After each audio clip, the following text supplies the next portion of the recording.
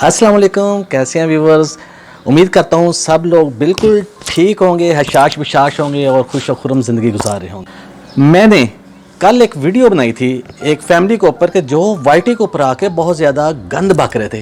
तो कोई भी ऐसा गैरतमंद इंसान जो सुनने वाला है उससे रहा नहीं जाता। वो कहता कि यार इसने मुझे बात की या इसने किसी और इंसान को बात की, किसी औरत की तस्लील की जिसके अंदर गैरत का थोड़ा सा ज़र्रा बाकी है, तो वो लाजमी इस बात का जवाब देता है। वो जवाब ये देता है कि जी उसके ख़िलाफ़ जो उसने बात की होती है उसका जवाब उसकी ज़बान में देता है। आज फिर कुछ ऐसा ही हुआ कि मैंने कल एक तहिया किया कि नहीं यार इस तरह की ज़बान मैंने यूज़ नहीं करनी, और लेकिन आज अचानक मैं बैठा था ऑफिस में तो मेरे सामने एक वीडियो आ गई। जो वीडियो थी उसके अंदर फिर वैसे की वैसी बदकलामी वाली बातें आ रही थी, तो उसके बावजूद फिर मुझसे रहा नहीं गया। उसके अंदर कुछ ऐसी बातें थी जो मैं आपको वीडियो के अंदर चला के भी शेयर कर दूंगा, और उसके बाद अगर मैं गलत हूं तो आप मुझे बताएं कि भाई आप गलत हो। जो मैं बात चला के शेयर करूँगा उसका जवाब मैंने उसी ज़बान में दिया।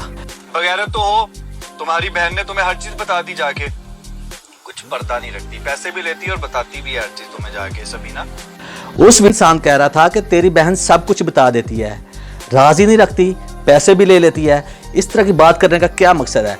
अब दूसरी बात आ गई कि इसका जवाब कुछ ऐसे दिया जाता है कि भाई उसकी बहन तो पैसे भी ले लेती, सब कुछ बता देती है, और तेरी बहन पैसे भी दे लेती और कुछ भी नहीं बताती।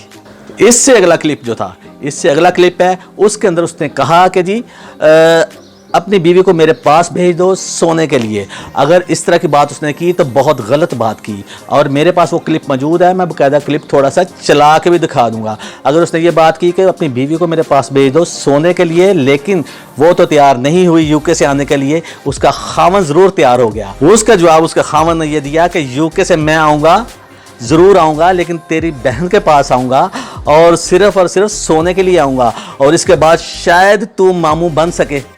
ये बड़ी अच्छी बात कही आप। और मुझे तो इस बात पर बार बार हंसी आ रही है, इतनी हंसी आ रही है कि वो उसका बाप कहता है 6.5 करोड़ रुपए का घर और तमीज़ टके भी नहीं।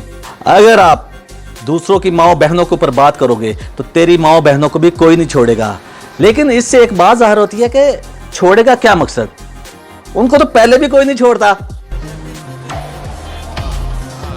मुझे सारा पता है तेरा, तू एक तरबियत याफ्ता इंसान है, बिल्कुल तरबियत याफ्ता। और तेरी तरबियत का कहाँ पे है ये इंस्टीट्यूट?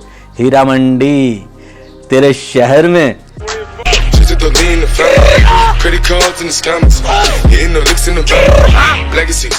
और हाँ, तेरा बाप तो कहता है कि मेरा बेटा दुबई में बिजनेस करता है।